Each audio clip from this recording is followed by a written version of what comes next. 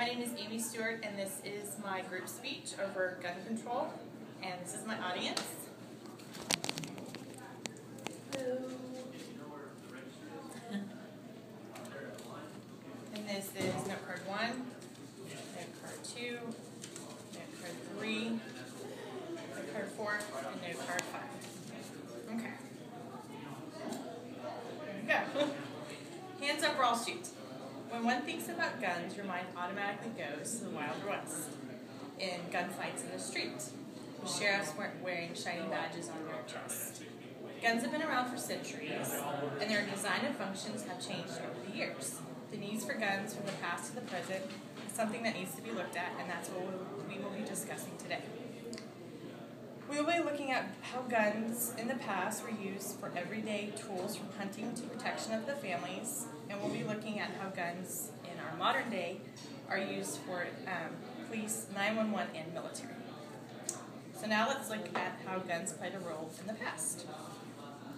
The first gun that was ever made in the United States was made in the 1600s by a man named Finlock Flowers. He lived in the American colonies. This was stated on the article by Tom Grinlock. He wrote, "The first gun made in America." Every household back then had a gun. They were used primarily as life tools.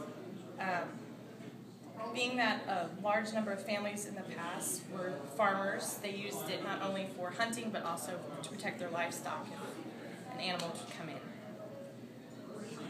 Guns were also used for protection from 1650s to the 1650s to 1700s. The population of the colonies increased from 250,000 to 5 million.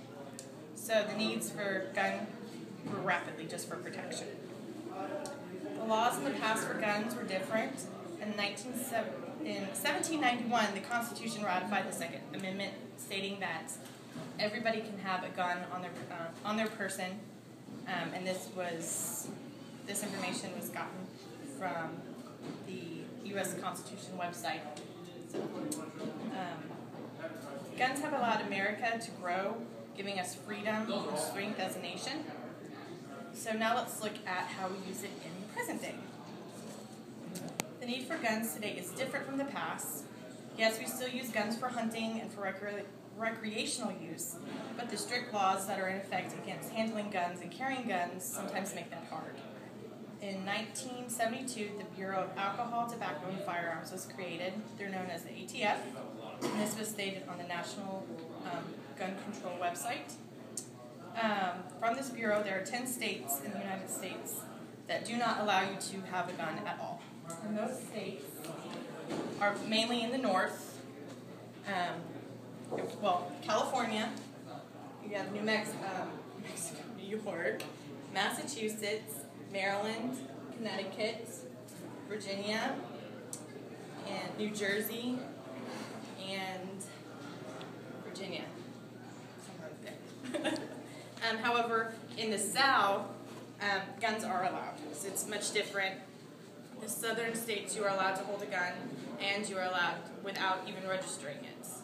There isn't a waiting period. You can just go and buy a gun, and that's that. Another main reason that guns are important today is when you call 911, you're not calling for someone to show up with nothing. You're calling for a gun. You're calling for a police officer to be there with a gun to protect you. The United States Constitution passed the law 926B that states that every police officer is allowed to carry a concealed weapon on duty as well as off. And this information was retrieved from the website www.jpo.gov. Another main is the military. We send men and women overseas to protect our freedom, and we do that with the most advanced and technological weapons. As President Obama stated, there are over 3 million men and women that are overseas as of today protecting our country. And this information was found on the website www.army.military.gov. So in conclusion, Guns are an everyday part of our world, from back in the Wild West to today. In today's world, the guns are used for protection, calling 911, and for military use. Guns are very powerful tools that have made the world what it is today. They are tools that from the moment they were created demand respect from the owner, and that is one thing that will never change.